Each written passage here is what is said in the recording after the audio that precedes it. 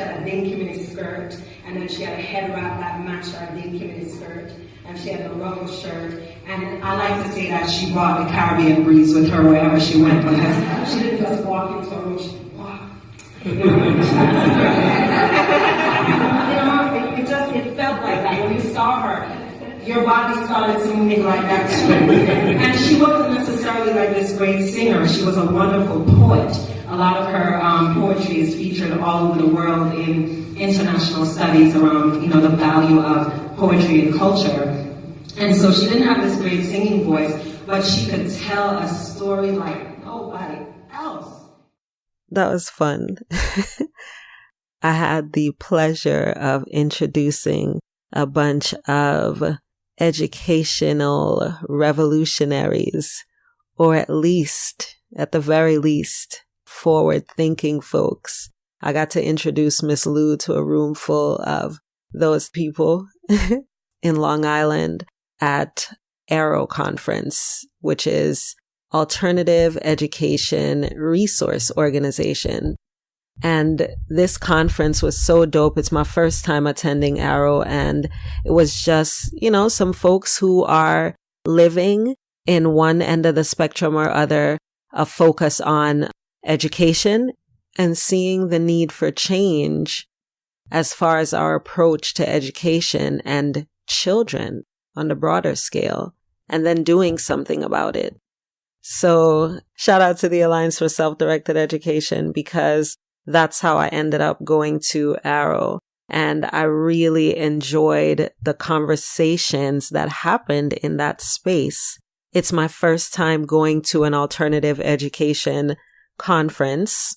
Yeah, so it was just really, really engaging. I had the pleasure of speaking on a panel with Peter Gray and Dennis Littky, and that was fun. And especially after listening to Dennis Littky's talk about how he got started and doing the work that he does, serving marginalized communities through his approach to school, which centers on the interest of the child. It focuses less on the structure of the system or the testing, basically teaching to pass to the next grade, right? Teaching to the next grade instead of teaching these actual skills that they might be interested in. So it takes that approach. It still includes testing. The standardized versions are there, but it is a step forward from the traditional approach to education.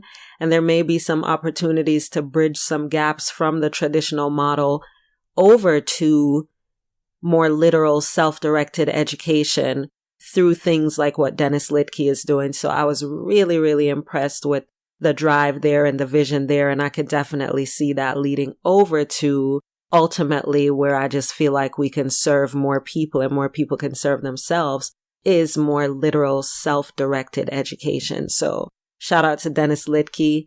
And so being able to sit on that panel and just share perspectives on topics that run the gamut. When you decide that you want more for your child than what that typical model offers, it gets complicated because in a sense, there are very few options out there, but then also the ones that are there are very nuanced. So you're thinking, okay, do I homeschool? How much quote unquote basics do I want to make sure that I cover? Do I want to maybe start a school so that I can do this in a more community-centered model?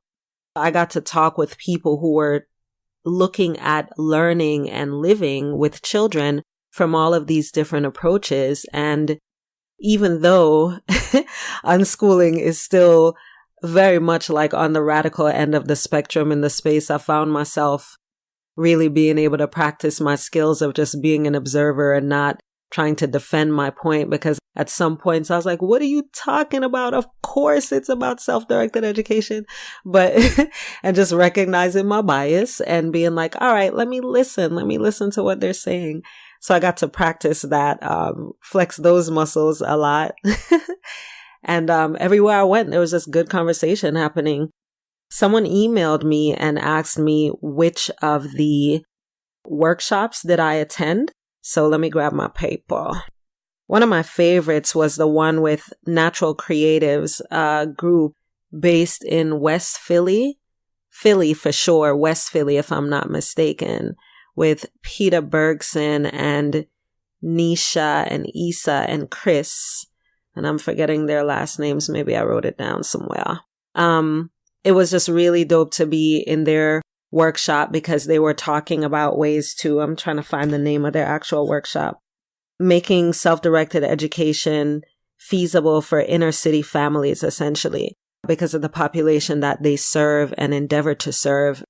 It was just really, really insightful to hear their approaches and some of the changes that they saw in the young people that they serve there and how they take a more literal approach to self-directed education that means that the children really are being supported in their own interests and they don't have this idea of a structure with a little bit of freedom sprinkled in. So they really get to explore their interests, and they use a lot of really dope resources like the kitchen chemistry component, or they also have a vintage sewing machine that they use there that Nisha found, and just these different things that they do to allow the children to explore their interest and to be exposed to other things, fully supported by adults who trust them to design their path to learning. So that was really, really fun to see their approaches to it, and also really insightful to hear some of the challenges that they face as well. I really look forward to continuing to follow up with what they're doing over there at Natural Creatives because I was really digging it. Also, Peter Gray's talk was really, really insightful too. I love how he ties in the hunter-gatherer component, just looking at the ways that historically man has treated children and how this school way is really just a newer, more enforced, more artificially enforced model, and is really inorganic.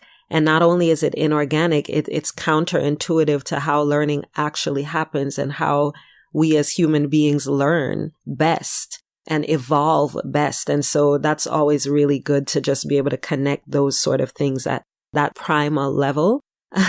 And then Peter Gray, it's interesting because he's, a structured dude, right? It's a professor, a college professor, an evolutionary psychologist who totally freaking gets that you got to be free to just design your own shit. You got to be free to get to whatever you're into through your own path. And that happens through free play, and it happens through letting them be and letting children self-organize. He totally gets that and has done research along with Gina Riley to show the results of allowing that sort of freedom and self-direction, the benefits of that across different populations. And so that was really dope to just hear him sort of synthesize aspects of that in that space.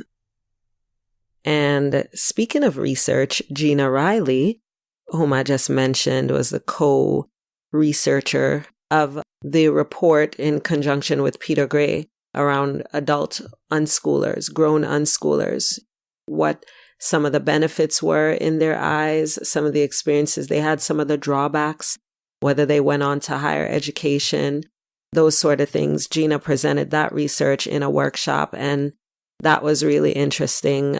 I'd sort of peeked through the research before, familiar with it, but just hearing how they went through the process of finding the folks for it. They were all anonymous, so I don't know anything about. I was curious about the gender and race differences to see how and if those approaches varied. But it was insightful to find out that, for example, one of the most common challenges for adult unschoolers was explaining it to other people, getting other people to understand what they're doing and why. So I found that interesting. Gina's son, Ben, also did a workshop around, I think it was titled From Unschooling to College. He's now, I think, maybe in his senior year, am I making that up? In college. And he just talked about that process of going from people being like, what are you doing all day then, if you're just an unschooler, to applying to college and, getting into the one he wanted to get into. And that's always good for people to hear. So I'm glad that that's going to be floating around. I know that's some of the keynotes. I'm not actually sure about the workshops, but some of the keynotes will be available on AERO's YouTube page. And it's AEROconference.org is the website. So sign up for the newsletter so you can get updates on that. I really, really enjoyed a lot of the discussions that were going on, just like sidebar, cafeteria conversations, as well as some of the workshops and the dialogue there. Johnathon Kozol was another one that I really enjoyed his talk. Being more recently familiar with his work, I know that he was fired from, I think he was a fourth grade teacher, a public school teacher. And he was fired for reading from a book of poetry by Langston Hughes that was not, approved by the principal. It wasn't on the curriculum list, basically. As a result of that, he wrote a book called Death at an Early Age, The Destruction of the Hearts and Minds of Negro Children in the Boston Public Schools. And that was based on the experiences that he had as a teacher at the school in, I think the area was called Roxbury. I think that's an award-winning book. And I just thought that was really interesting that was his in to education. And he just continued on that path. And his work now is around public school reform, which if you've listened to me before, you know that I really believe the energy needs to be spent building things anew, building multiple access points to self-directed education in particular, wherever it needs to show up, and not pouring the money into trying to change school systems. But it was really good to hear his story, the different places that he's lived in, and his involvement in the civil rights movement, some of the key figures involved in that space and how he encountered them. It was just really interesting and endearing in some regards. And then, some of it I just wondered about the lens of privilege and just also looking at allyship and just looking at the level of commitment, having spent maybe 40 something years doing this sort of work and really believing in it, really believing in the power of reform. Just me being able to see someone deep in that commitment and kind of juxtaposing that with my perspective of building something that makes the public school system irrelevant. I've found that interesting, and I'm definitely looking forward to diving into some of his books, just because in paying attention to what he's been doing, I'm just really curious about more of his perspective. Switching back to workshops, I enjoyed Aaron Eden's League workshop, Facilitating Entrepreneurial Learning. I was really, really excited about that model because I can see that being something that communities can implement a version of, essentially to figure out how to create some structure inside existing spaces that carve out a niche for self-directed studies supported by adults, community members, business owners, people who have space where you can study. These sorts of things. I really was interested in seeing how he's going into schools and then just carving out these like 6-week blocks or semester blocks where they're doing these self-directed projects and looking at the impact of the project on the greater community. Yeah, so shout out to Aaron Eden and Edunautics, EDUNAUTICS, edunautics.com. The other thing that I thought was so cool about AERO, you had quite a few people who were saying, why aren't there more young people here, more teenagers here, speaking on their own behalf? I'm always excited when people want to hear the stories from the people having the experiences themselves. So yeah, overall, that was a good way for me to close out the season. I love how serendipitously they collaborated, AERO's conference and the season finale of Fair of the Free Child podcast, season 2. We're 49 episodes in, maybe 50 if I sneak another one in over the course of the next month. I just am excited about what's happening. I'm paying attention to the direction that you are telling me you want to go. And the people who come onto the show are telling me that things need to go in their communities. I'm really paying attention, and I feel like I'm being rewarded for that with the opportunities that are showing up for me to really challenge and support people of color in self-directed education. thank you for listening over the course of these 2 seasons. Use the next few months to catch up. What's this now? We're in early August. I'll probably be back maybe late October. In the meantime, catch up. And also, if you're not following, supporting on patreon.com, please consider doing so.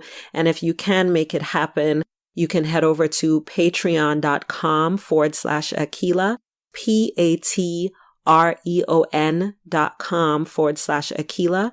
You can become my patron for as little as $3 a month, a bunch of different options and a bunch of different beautiful exchanges available to you there. So I will be engaging weekly on Patreon with video or audio or something written. That's where you can find me in between season 2 and 3. Season 3 is definitely going to be a lot more about personal narratives. I'm really looking forward to being able to support more people through better quality podcasting. I want to be able to write. That's how I can best convey the things that I'm seeing and the things that I'm offering. So I want to be able to write more around the conversations that I'm having with folks, which means that I need help with editing and I need help with sharing the episodes and the resources related to each episode. So that's what I'm using the next few months to put together. And if you want to be part of that, going over to patreon.com/Akilah is how you get that popping. So thank you for being here, to each and every guest, to each and every listener, to each and every testimonial bringer on SoundCloud and iTunes. Thank you. Thank you. Check you over on Patreon. In the meantime, keep on committing to raising free people. Do what you can to release your ego and live in more harmonious, partner-centered relationships with the children in your lives. Enough love. Take care. Talk soon. Fare of the Free Child is a weekly podcast that centers diverse narratives, insightful commentary, learning with our children and deschooling ourselves, owning our multiple identities and treating children with dignity, creating community and sharing conversation from often silenced spaces, breathing life into liberation practices proactively and on purpose. It's about parenting. It's about self-directed education, loving. It's about learning, liberatory practices, defining love for ourselves and giving our love to as much of the world as it can possibly contain. Let's find each other. Let's support each other. All of these stories are important and should be shared. Thanks for listening to Fare of the Free Child podcast. Like the show? Then show your love or give your feedback at AkilahSRichards.com.